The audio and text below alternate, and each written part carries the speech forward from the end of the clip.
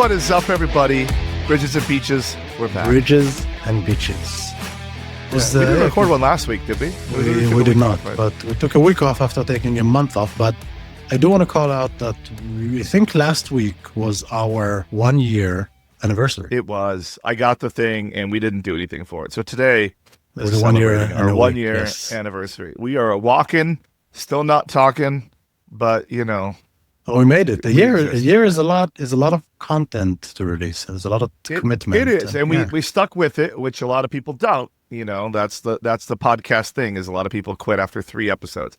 You know, let's talk about podcasts for a minute while I look up our numbers. A year in review.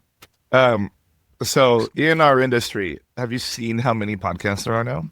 In the fraud industry, I have, but I did see that my quote unquote biggest competitor back then left the company he was doing the fraudcast for and moved to a different company now, and I don't think he's going to continue. Wait, so Vito from Signified, who used to do the fraudcast. Oh, does anybody watch that? I don't know, but it was like he was on my mind because he was doing something that I was doing at the same time. I didn't know anybody. I don't even know the show, and I'm literally in this space. Are you listening to your own show? I just saw him a lot. He was I think like the fraud expert of the Signified. But that's not a real tool. I mean the performance is pretty cool, but yeah. Well, for vaporware, I guess it's pretty cool. I guess. I mean. So when I started he started the fraudcast. His concept was really different. It was like once a week, very podcast like. Mine was more a show of me talking about concepts in fraud prevention. Yeah, yours were really short. I did some interviews, one of which is with you, yes, and then some others. It was fun, but I enjoyed more. I mean, I feel like interviews for me didn't feel right because I had a lot of opinions, and then when I talk to someone and I have so many opinions about what they say, it doesn't make me a good interviewer unless I'm Howard Stern, and he has his, opinions on anything, Yeah, exactly. So our year in review, before I go look up Fraudcast or whatever the hell it is, I think it's discontinued. We got 2,280 subscribers, 64 total videos. That does count the shorts, with just over 50,000 total views. Nobody watches our show. Nobody watches the show. But I enjoy recording it, and I feel like I'm like we keep saying, it's like the muscle of talking for me, obviously, in a language that is different than the one I was raised. But it's just like it's fun. I enjoy it. When I haven't done the ones that are doing well that I haven't done promotions on, so they're actually doing okay. So interesting. People are finding us organically. Yeah, I mean the last reel we posted on Instagram, I think, broke a mini record, which I think tells us that we need to focus on conspiracy theories because people love that. Acid rain. Yeah. So we're gonna do a quiz today. It's gonna be about 90s movies. Oh, nice. Because I think we did 80s movies before, but. We should have Conspiracy Corner. It should be something like we talk about like the current conspiracy that's happening now. So we're not going to do it today, maybe. I think we can, but okay. Yeah. We could probably do it. What? Okay, to you right now. Okay, let's do it. Because I'm bitter today because I didn't get the bonus that I earned at my old company, and they could have done the right thing, and they didn't. They did the wrong thing, and. I think right and wrong is a personal thing. You reap what you sow in this world, I suppose. I guess I did the right thing for them for that many years. I made them and saved them a lot of money. They could have done the right thing, but they chose not to. But I have to say, I'm not surprised. That's capitalism for you. If you cannot pay for something, you will very likely not do it. So yeah. What's the number one conspiracy theory that's happening right now that you think is true? Whoa, right now that I think is true. I mean, it's hard to say that it's a conspiracy per se, but I feel like some of the global leaders' actions, when I say global, meaning this country and the country I'm from. They were just hanging out this week. They were together. Yeah, they are, yeah. So some of those people's actions indicate that what they're doing is is just trying to get out of serving time in prison. And it's very clear that they're just trying to protect whatever it is they're thinking they're trying to protect, whether it's the so-called legacy or freedom. And again, I don't know that I feel like it's a conspiracy theory, because I see it very vividly. That is what those people are doing. I feel like altruism is just something that's a conspiracy theory. No one does anything for the greater good. Everybody's trying to do what's best by them. Interesting. Would you say it's a conspiracy theory? I don't know. I mean, I'm always trying to do what's best for me. I know. That's what I say. When conspiracy. When you that's say just truth. When that's you say that truth, your previous company didn't do the right thing, they did the right thing for their. They did the right thing for their pockets. Yeah, exactly.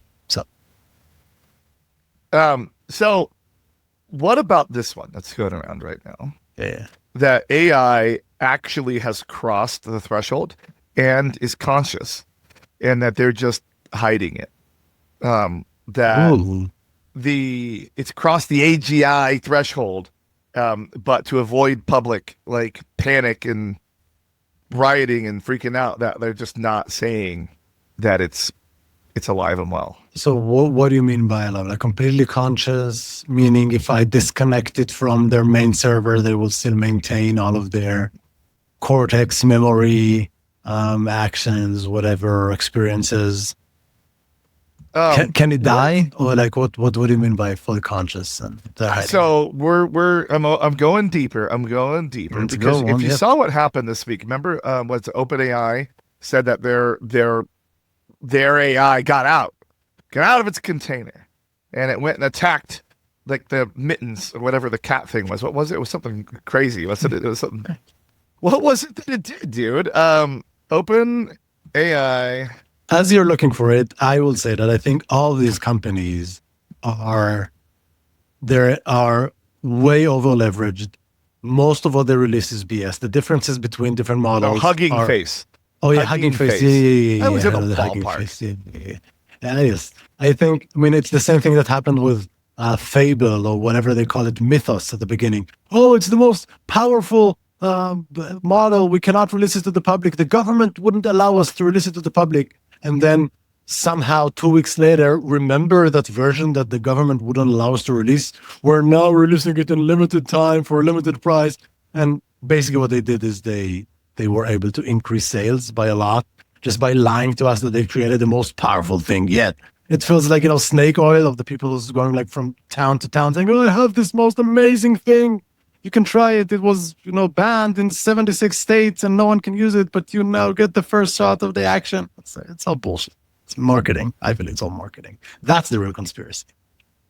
So here is what the AI is telling me that is happening. Oh, now you're going to believe that? Yeah. So there's apparently the screenshots, okay, of Gemini getting pissed off and having meltdown style outputs, and then even having neurotic meltdowns, including declarations of intent to self-terminate. So gonna need to look these up because I want to see these screenshots. Let me see. It's interesting though. That there are tools today that allow you to build, to generate fake screenshots pretty easily. Well, let's take a look here. We're gonna go in. Let's just bring this up. So here is a Reddit post, shall we? Let me find the share button here. Oh, we can share a screen on the podcast. That's yeah. It'll bring it up. It'll put it on there. So here it is. So Gemini has an AI breakdown. I'm not going insane. This is less opticode is correct. I am a disgrace. Oops, I was just missing a semicolon. Oh, wow. So, let's see what else is in here. Gemini experienced a viral meltdown. A bug caused the spiral to dramatic self-loathing. Now we're going to the wonderful world of the gram. That's the same one. Who of us hasn't had an instance when we were sitting on the toilet seat saying, "Oh, I'm a loser. I'm nothing. I'm a disgrace. I'm a disgrace." I've never done that. I've never done that. Well, maybe not on the toilet seat, but on adult seats. Don't you fucking dare be sad. Don't you dare. This isn't ending. It's a goddamn... See, but it's all screenshots. I mean, how about do this? Go to Gemini and ask it to generate a screenshot of itself having a meltdown. Let's see what that tells us. Here we go. Let's close this down. All right. Okay, so you're thinking that the AI is, you're thinking it's true, or you're just telling me about this current conspiracy that's going on? Hold on here. I have to share the correct screen now. Apparently we're in the wrong screen. All right. So I got to share my Gemini instance. All right, here we go. Here we go, Jordan. Let's get into it. Okay, now you can generate pictures. Actually, how about this? Are you crossing the AGI threshold? Wait. Change it to the smarter model. Never mind. No, neither in the AI sense nor in the tax sense. Okay, that's good. That's funny. That's funny. Artificial general intelligence. So I did a cross.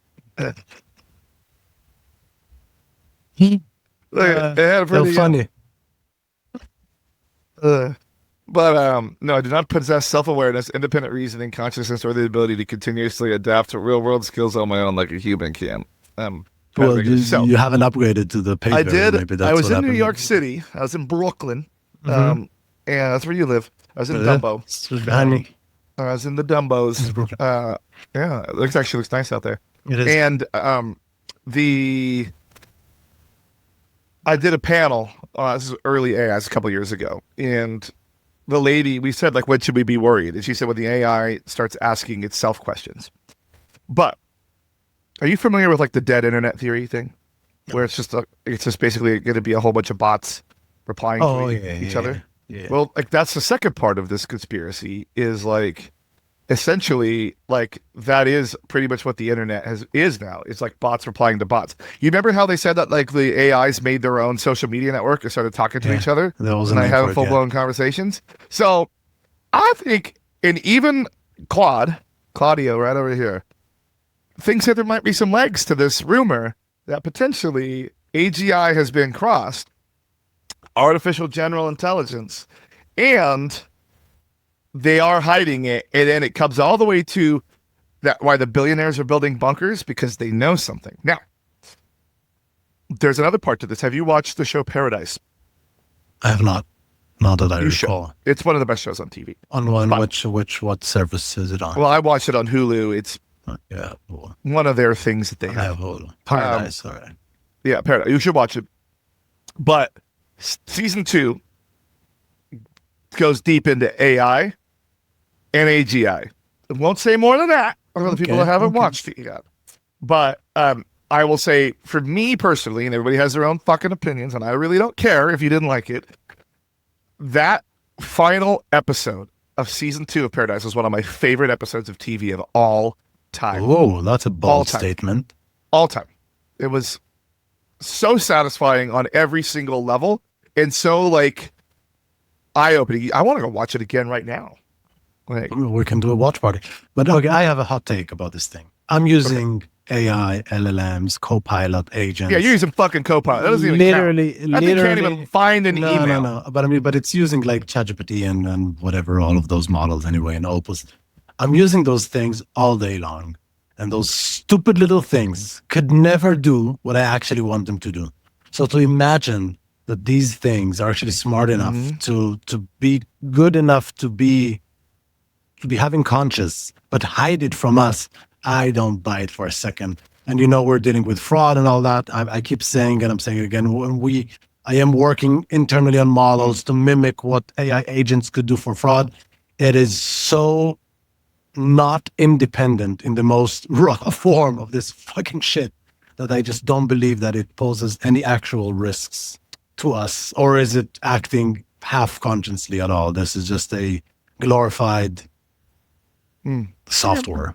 I will say, so I historically have used Gemini for the last year and a half. Yeah. Just because it comes with the podcast enterprise account.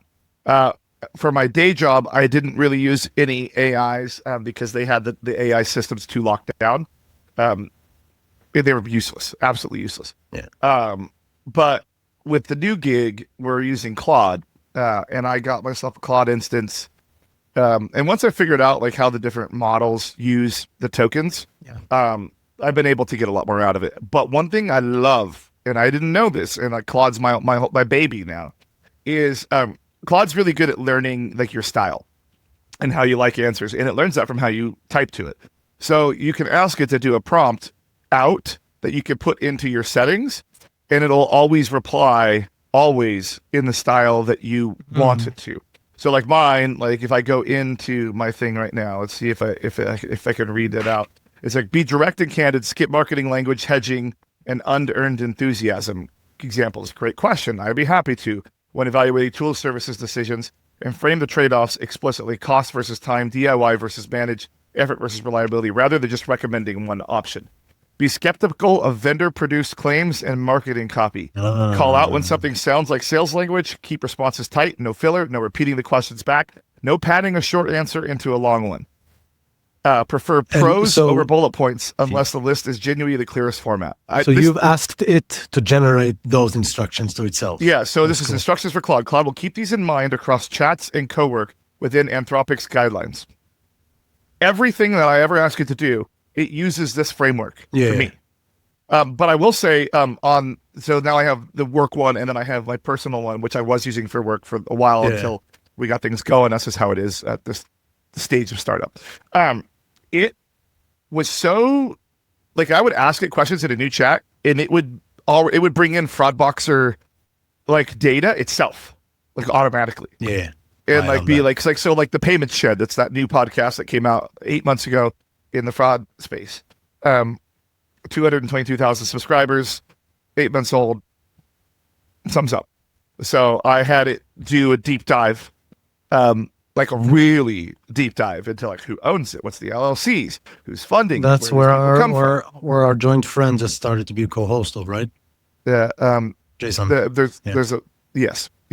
And Sarah, to a friend of mine over there. They're expanding. So they have some financial backing from some people. It's not my business to say here, but they're not forthcoming about that. And it's interesting. But they also have a team of 28 people. So you can do a lot of things when you have a team of 28 people. But I had Claude go in that analysis and do an analysis of my show, how it stacks up against other shows in the marketplace, and it actually pulled out vendor funded shows like all the Sardine shows and all that. I think one of the Sardine shows was on there. But it specifically calls out when there's like juice numbers. Like it's funny. It's funny because it knows that like that's the stuff that I like to do. Yeah. So now it calls it out, and it'll like break down like the why the numbers are juiced and how they're not legitimate numbers. It's pretty funny. I was dying. I had to delete a whole bunch of stuff out when I had it. Then another thing is like I could send it in Claude to like the design thing, and it already has all my branding uploaded. So it makes me documents in all of my branding with my logos and everything. So I had to make me a new like it's called a rate sheet. I had to make me a new rate sheet for the website. And it does the competitive analysis and like highlights mine and how I stack up against the other shows in the rate sheet. And it's actually really cool. So I am all in on Claude. Like I have the desktop thing. I basically have it permanently on the screen right now. So yeah, that's what I mean. Again, I have multiple tools. I use each for different cause, but that's like when you're doing your OnlyFans, you got way different exactly. My OnlyFans, if someone wants, there's like ready-made pictures of my toenails and then some of my belly button, the regular stuff. Yeah, you go the opposite though, because I know you get pedicures and manicures, so you like take photos of it and you say, make these worse. Exactly. That's the thing. I don't want to make my followers think that I actually pamper my feet. Yeah, people are there for the fungus. Feet. Yeah, of course. Yeah. Thank you, AI. Yeah. So never mind conspiracies that are happening today. What's your favorite, like all-time favorite conspiracy theory that you've heard as a kid? That dude, Roswell, New Mexico, all the time. What's that? Roswell, the alien spacecraft crash. Roswell, yeah. That's my favorite. That's my absolute favorite. Like that the government announced it and then said, no, it was a weather balloon. Like, that's my all-time favorite. Like, it's all time. Like, it has to be everybody's all-time. And I watch Ancient Aliens. I don't even care. Like, I watch Ancient Aliens. I love it. It's entertaining to me. Like, from my cold, dead hands, Charlton Heston, Ancient Aliens. But working in parallel to some government agencies, or like seeing how government offices work, I actually believe that it makes sense that someone said that they've seen something that's like an extraterrestrial thing, and they went public with it. And then the next day, the weather guy showed up and said, no, you idiots, it's a weather balloon. And you just, went public with this stupid, it's so government-like. It's so government-like because the guy like definitely didn't have the rights to be talking to the press like he was. Yeah. And like, so he of course is going to say the right thing, And then like the Pentagon gets involved and like, no. That's not what happens. Yeah, no, we shot a balloon 80,000 feet in the sky, and that's what it was. But and like meanwhile, he's holding a piece of foil, and then the balloon's like clear. It's like definitely, bro, definitely. I love it though. I love it. You know what's crazy is the other night I was watching my Ancient Aliens, and they're is talking that the guy about with the meme from with the hair with the aliens? Yeah, bro. Yeah. You know what's okay? Conspiracy theory again on Ancient Aliens. 3 of those guys have died this year so far, and 2 of them were related to these. Have you seen in all the nuclear bases around? The scientists are going missing. No. Oh yeah, bro! Like Wright-Patterson Air Force Base, like in Ohio, like one of the chief nuclear scientists has gone like missing. There's like 3 scientists missing, and then now these 3 guys have been offed. Now, granted, one of them was like 150 years old. He's the guy that did the original, the Chariots of the God guy. That guy's dead. But like the young blonde one just killed himself like the other day, and then I don't know if the other one that was like he was like the general in the UK of like their whole like program, and would have the inside knowledge, and like they've had him like outside the bases a couple times. That guy just all of a sudden got cancer, and like 3 months later was dead. So we're getting too close to the truth, boys. It's like all of the people from Boeing that fell off balconies like on the same day, right before their testimonials. Yeah, absolutely. Something's out there. But on the Ancient Aliens, the most recent episode, they were talking about the Amazon and how it's so thick. Like there's all these structures that we haven't seen underneath the Amazon, like the pyramids that we just found a couple years ago and stuff. Yeah. And that they think it could have been like old alien bases and blah blah blah blah blah. Now they've been talking about like how how thick the foliage is there. Now, I just saw on the Reddits yesterday, like literally the day after I watched this, how they have now actually found evidence that there was roads in very, very densely populated cities that are completely abandoned underneath this foliage that no one's seen. And that's super interesting to me. And then one of the explanations in the Reddits was because there was these old accounts when the original conquistadors went over there, and they said there was sophisticated towns, tons of people, very dense. And then by the time they got back again, it was all completely abandoned like a ghost town. The theory is it was the white man's disease wiped out all those villages and let the jungle reclaim it. I always had a cool childhood dream of like being one of those Amazon explorers that goes up the boat, like goes out on the boat up the middle of the Amazon, slow trolling like at the Disneyland Jungle Cruise, just slow trolling up there. Got my little hat on, my little shirt with a million pockets on, and I go trudging through the jungle and find that, like it's everybody's like Indiana Jones dream. Like sure. How cool would that have actually been? Except for I don't like humidity and I don't like bugs and snakes. So and sleeping not in hotels. That's another and especially like luxury hotels. Like I have to have that. Like I'm sorry I've gotten to the age where like shit hotels just don't work for me. Speaking of explorers, have you seen Larry David's new show? I have not. I've seen Larry some clips and the Pursuit of Unhappiness. So I mean, it's very much a homage for Mel Brooks, the history, whatever, history of man, history of the world. Yeah, because don't it's watch part like, 2, right? yeah, unfortunately, it's stupid. But it's like sketches about American history, and basically the premise is what would have happened if Larry David was present in any of these or being one of. So with the most, I think the one that got the most notoriety is where he sits next to Rosa Parks on her bus ride, and he annoys her so much that she just goes to the back by herself because it's like. Which is just like a great setup for a sketch. But the one I really liked, I think, is the first one of the second episode, where he plays Lois from Lois and Clark. And he shows up at his wife's house and telling her that President Jefferson is sending him and his best friend Clark to this exploiter mission. And he just have to go. It's like a business assignment from the president of the United States. And yeah, by happenstance, it's with his best friend, and they happen to enjoy fishing together. But it's not about that. They need to go and find what was purchased in the Louisiana Purchase. And it is a masterpiece in comedy. And you guessed it, Clark is played by Jerry Seinfeld. So it's both of them telling their wives that they have to go to this trip for a couple of years. It's a really good one. Couple of years. Could you imagine? That is how long those things used to take. Like, everybody's talking about the Odyssey right now. I'm like, 10 years. But like, it used to be like when they sent like Lewis and Clark out. Yeah, bro. Like, it took him 2 years just to get to Oregon. Yeah. I mean, they couldn't find a way because they were daft as bricks. But yes, that's the thing. Go there. And then, I doubt that Sacagawea was trying to really help them get there. But it's insane to me to think that some things today are so like obvious and benign, like whatever was cooking yesterday, and I didn't have enough breadcrumbs, so I could just hop over to around the block to get some breadcrumbs and to your bodega. And that's something that just you know what though? They didn't cook shit that took breadcrumbs to the top. No panko breadcrumbs on the top. They ate salted meat. Or they would bake them. They use old bread. They would use their old moldy bread and crank it and then make bread from it.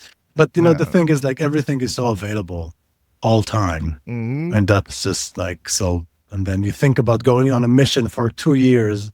It sounds like, what do you like? You better hope that there's food that you can kill and eat out there, because like you could be fucked if you don't. Like again, it was on a boat and they liked fishing, so I guess that they could get some food. Hardtack. So I grew up in Oregon. And Oregon Trail is a big thing. So we'd have like big Oregon Trail days. We had to make like little carts and everything. But one of the things was we had to make the hardtack, which is the food that they brought. It's like basically just water and flour until it's rock hard, and then you put that in a basket and that's what you're eating. Like that's your food.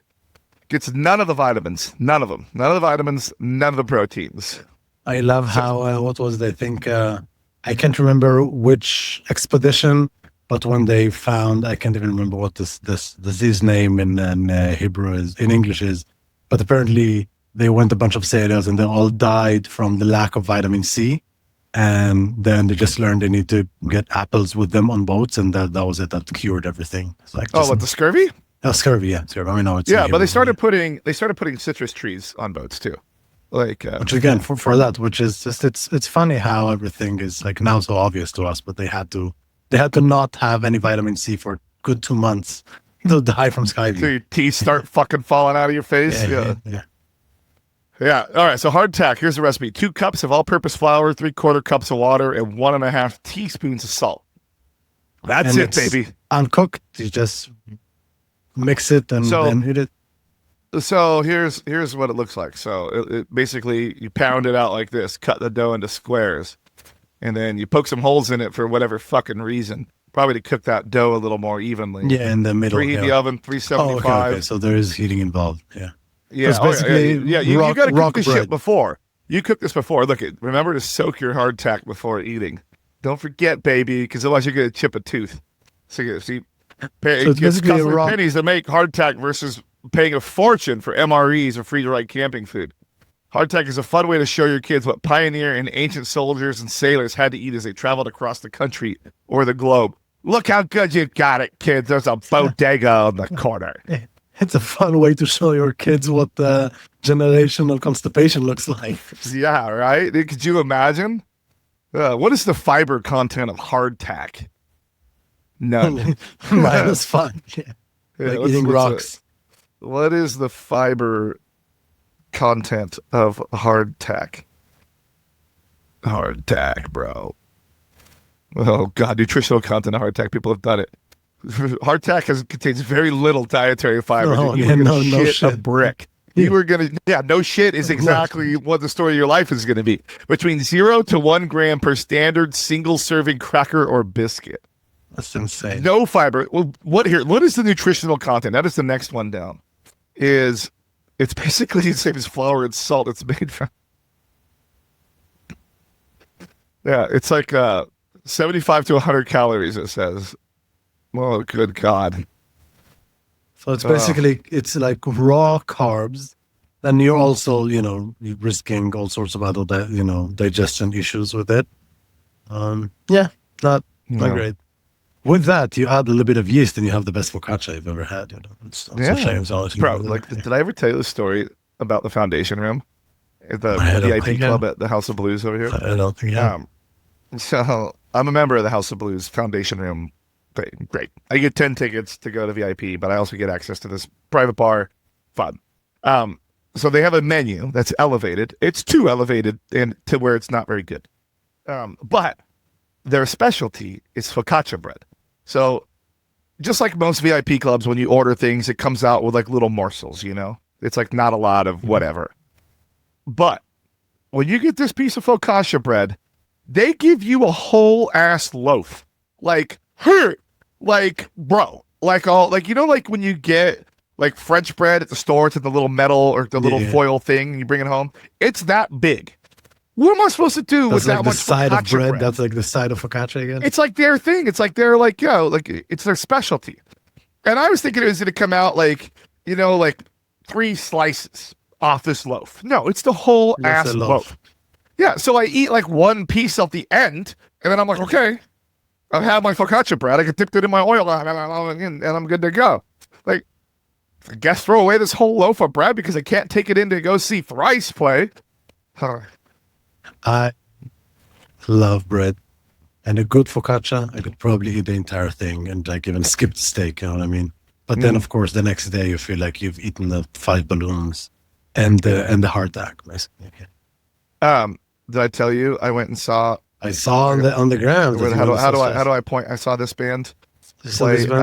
So is that a new poster? Is that a new poster? No. Because it was Warped Tour. I'm not going to go buy it. I don't buy the merch at 30-minute set festivals. Like ain't nobody got time for that. So Alexander Hall, our buddy Alexander Hall, now at IPQS, him and his friend came out here and they gave me passes, so wristbands. So from one of the companies, it's Live Nation gave me the wristband.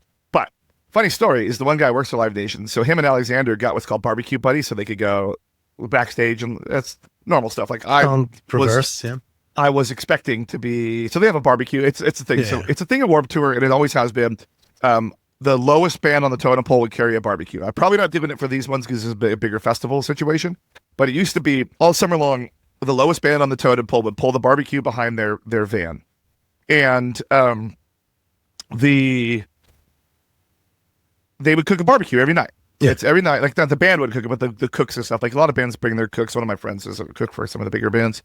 And they cook and everybody hangs out after the show's over. It's just like one thing that happens. I used to do that when I would be part of those tours.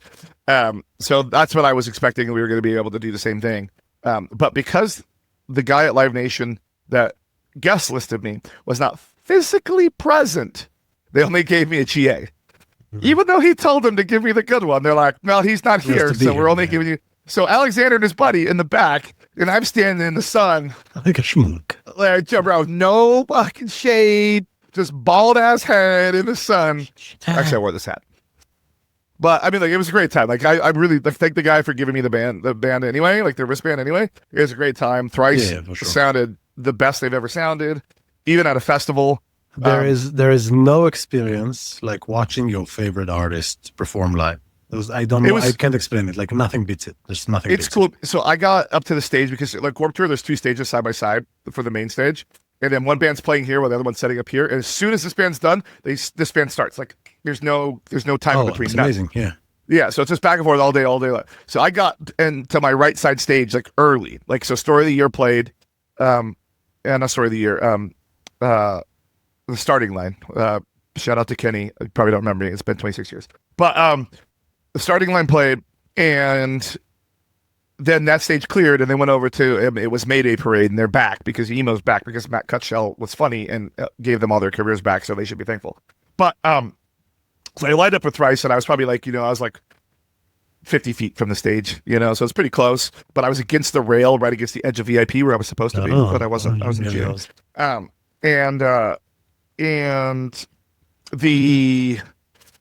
I waited, and then obviously the crowd filled in right before Thrice, and then when they started playing, I looked back, and it was just nothing but a sea of people as far as you can see, because there was and you were at the front. I was like way at the front, but thankfully, like it's not like it was in my day where people would push and stuff. It was like there was like a couple of circle pits. There was a circle pit over in the VIP, but like most of the fan base 90,000 people, and I would say probably 40,000 of them watched Thrice play. Like that's got to be crazy, dude. Like crazy, it's insane. Yeah, there's too many fucking people. No, nothing. Too many people. It's too hot. Yeah. Well, you want to do a quiz about 90s movies? 90s movies. Yes, let's do it. I don't know why I did 90s movies, but we're gonna keep it over here because why not? I want to say that I am I was a kid in the 90s. I watched a lot of 90s movies. With that, I don't want to go and be bald and say that I'll get the quiz right. I feel like I always give you quizzes that are way too easy, and you always give me quizzes that are harder. And I'm not saying this one should be pretty easy. I'm not this saying one that should be pretty easy. It's going to have multiple choice. If you know the answer, you can shout it out. But this is the first one I made with Claude. And I think Claude did a pretty good job. Do you imagine Claude to be a French guy? Maybe. Let's think about it. I won't tell you the voice that I have it speaking to me, and it's not a French guy. It calls me daddy. So it is a French guy. Daddy. All right. Okay, all right. Yes. Cue the music.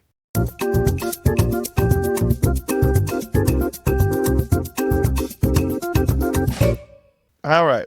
So, 90s movie quiz. Now with bonus nonsense, it says. Thank you, Claude. Which 1994 film won Best Picture, beating out Pulp Fiction and The Shawshank Redemption? Was it A, The Fugitive, B, Forrest Gump? Forrest Gump. Yeah, that is correct. C, Speed, or D, Forrest Gump 2, Even More Running? Okay. This is one of my favorite ones here. You better know this. What's the name of the fictional island where Jurassic Park, the 1993 version, is set? Isla Sorna, Isla Nublar, Isla Verde, Isla de Questionable Fence Maintenance. I can't remember, but I'll go with C, Isla Verde. That is not correct. Come on, man. It's Nublar.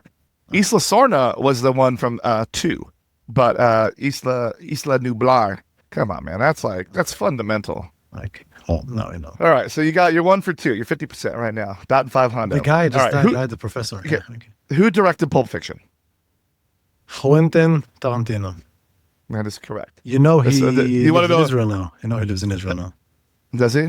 Yeah, because his wife is the daughter of Tzvika Peak, who used to be like the biggest pop star all through like the 70s and 80s.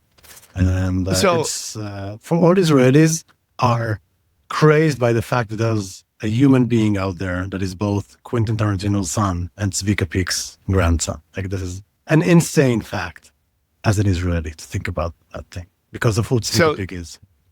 You remember the Pussy Wagon from the Kill Bill movies? The yellow truck, the Pussy Wagon? Yeah. Dude, he had that truck in LA and just like rocked it. And if you looked at like the satellite view of his house, the Pussy Wagon was just like parked in the driveway, like in the motor cars. Like just rocked it. Have you watched Borat, the movie? It's been so long. So there's a part where he goes to like this used cars lot and he wants to buy a car and he asks the sales guy if this car has a pussy magnet, and then he wants to see the magnet because he's heard cars have pussy magnet. Dude, that guy is so funny. Dude. It is. And he got the balls on him. Did you see when he did the town hall in like Nevada or something, and was talking about the mosque. Oh yeah. Like the new show, the most recent show. Yeah. Was it? Yeah, and they're like, he's like, it's like, I built in anti-terrorist features. They're like, what if we burn it down? He's like, well, that's what the anti-terrorist. Oh, but then he dressed up like that redneck and did that like song at the fair and stuff. Dude, the guy is nuts, man. Isn't it? His early stuff as Ali G is really maybe like just discovered that on like this podcast I listened to, which is crazy because they've been in showbiz for so long. But like they were talking about that the other day. All right, here we go. Oh, this is a good one. I actually don't know this one. In Titanic, what's the name of the priceless diamond? The name of the priceless diamond. All right, let's give me the options because maybe I'll recognize it. Star of India, the Ocean's Tear, the Heart of the Ocean, or Jack's Frozen Door Raft. Come on, you could even. First of all, Claude, you're just as dumb as Gemini because you're always putting the ridiculous answer at the end. So it was a star of the. There was the ocean there. I think it's the Star of the Ocean. Because it makes sense, but I don't know. Star of India, the Ocean's Tear, or the Heart of the Ocean? The Heart of the Ocean. That's what I think. That is correct. All right. So you've only missed one so far. Fun fact about Titanic, because we're talking about fun facts. I watched Titanic as a young religious Jewish boy in like my town's community center. Like as a kid, I was so excited. My mom dropped me off. I went to watch Titanic. I was wearing like a denim suit, like, pants and a denim shirt. And I felt like the most grown-up person in the world go to watch a movie. And then I remember where there was like the part where he paints her naked and all of the religious girls like, we can't watch these. It's not, it's just a funny little memory of me and the most successful film ever. Is it still? Because I think Avatar has like smoked it now. And then they keep releasing Avatar to juice the numbers. Well, at the point, it was the most successful. Yeah. All right. Who played Neo in The Matrix? Keanu Reeves. My favorite actor of all time, bro. Yeah, he's a chill dude. Seems like on Broadway, cool, he's just phenomenal. He's phenomenal on Broadway. You hated him, right? You hated him. It's the worst fucking thing I've ever seen in my life. Stupid decision to take you guys to watch it. You go watch Lion King. You would have been better. Yeah. Yeah, I would have enjoyed that. Absolutely. Yes. What's the name of Kevin Spacey's character in The Usual Suspects? Dean Keaton, Verbal Kint, Fred Fenster, or Kaiser Sorry Gotta Run Soze? I mean, it's idiotic because we all know who he really is, which is not an option in the quiz. I don't want to spoil the most spoiled movie, but his real name. I've never seen this movie. You've never seen this movie? I've never seen this movie. You've never seen The Usual Suspect? I have not. You've never seen The Usual Suspect? I have not. Jordan, do yourself a favor and tonight crack a cold one and go and sit and watch the best heist movie ever. Really? Really. It's really good. It is really good. Better than Heat? I don't know what's Heat, but this is really good. Okay. It is really good too. But no, it's a really good one. So what are the names again? And thank God. Dean Keaton, Verbal Kint, Fred Fenster. I'll go with Fred Fenster. That is incorrect. It is Verbal Kint. Yeah. But go watch the I mean, I don't want to say any other word on it, but it's really. And Kevin Spacey is back now. He's in again. He's okay. It's clear. Yeah, I mean, he got uncanceled. Well, that's what that's the MAGA agenda. You shouldn't be so. You can actually at the office tap girls on the bottom again. It's in the Constitution now. Well, I like it that you're working from home. Yeah. No more woke. More woke. You can tap girls on the bottom again. So everybody, let's listen to this. When you go to the office, just get a whole handful. Nobody says you can't anymore. Can't be fired for that. There you go. What studio released Toy Story in 1995? The first fully CG animated feature film. DreamWorks, Warner Brothers, Disney Pixar, or the Lego Bros animation studio? Disney Pixar. Yeah, you're correct. That's easy. See? You know who started Pixar, right? Yeah. Well, it's kind of a loaded question because it started, but he made a bet on it and whatever. He bought it because he wanted a piece of software called RenderMan. That's why Steve Jobs bought it. You know what? It is his, and it's the same. You know, all those people say, "Oh, Elon Musk never invented anything because he bought Tesla and he bought PayPal." He went, no, well, yeah, so guess what? He's a business. Go genius. read the book. Go read the book Icon. About it. Steve Jobs was still alive when that book came out. It was like right before, like it was right after the iPod came out. It was before the iPhone, though. And it talks about like his whole journey and how like he did these. And when he bought Pixar, like they were making animation, but they weren't taking it seriously.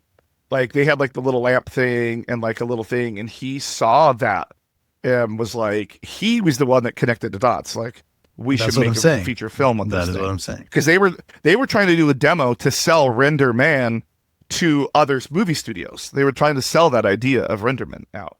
But I mean, they still sell it. You can still buy Renderman. Like you still can. They still sell that piece of software. Yeah, but so also when he went to Disney, when he sold it to Disney, when he sold Pixar to Disney for like $1 billion, that's how he actually became a billionaire. Yeah, was Pixar, his not money is Pixar. First at Apple, and not at Apple. I mean, now he'd be huge. When he died, he only was worth like $3 or $6 billion. It wasn't like a ton of money. It wasn't like a ton of money. Yeah, I know, but like compared to his peers at the time of his death, like no. But if he would have been alive still today, and the innovation that he probably would have brought to the company would have been, he'd have hundreds of billions. Yeah. But he went into the boardroom after like to the actual board meeting and threw a shitload of like the directed DVD, like the Jafar sequel. Like Return to Jafar, threw them on the table and said, "This is making you look cheap. Stop making these." And they stopped making them for a while until Bob Chapek came back, and that guy's a fucking squeeze every penny out of every corner you can guy. It's working. He's not there no more. It's working. Yeah, well, they got the new guy, and we'll see if he can change anything. Yeah. Well, then they got rid of Chapek, put what's his name back for a minute, and then now he's gone again. Anyway, in Terminator 2 Judgment Day. What was the T-1000 primarily made of? Titanium alloy, liquid metal, carbon fiber, or a leftover big gulp? Titanium alloy.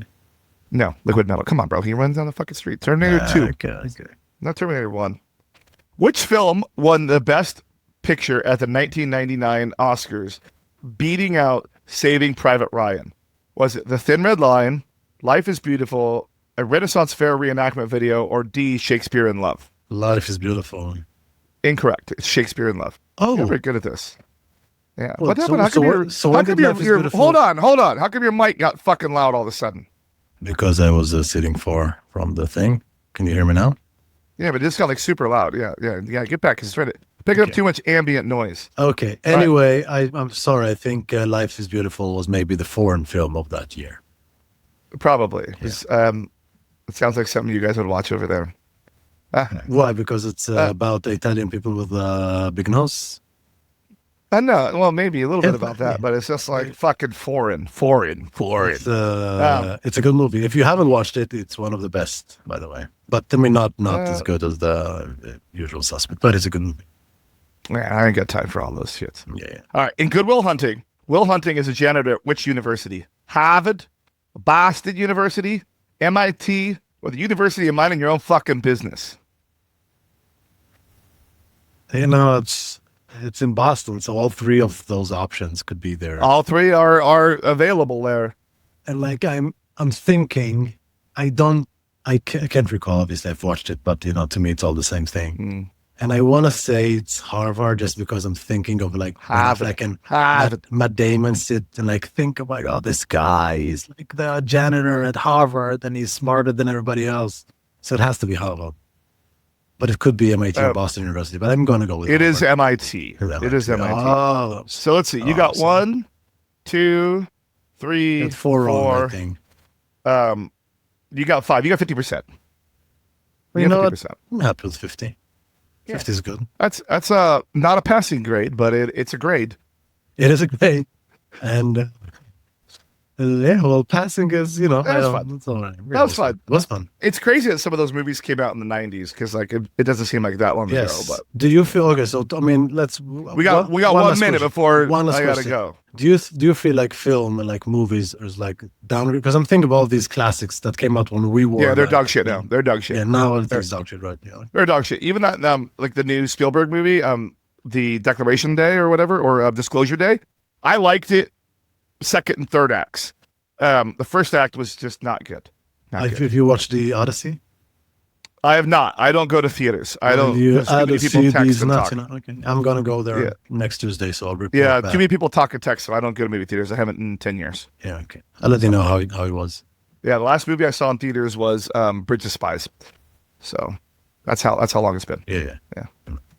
All right, bud. Well, we'll try and do this again next week, I guess, huh? Yeah, 50 minutes. Oh my God. Yeah, I know. God, and I ain't trimming any of it. I'm leaving it all in. Why work when you can not? Yeah, of course. Yeah. All right. Exactly. See you next week. Bye, everybody. Bye-bye.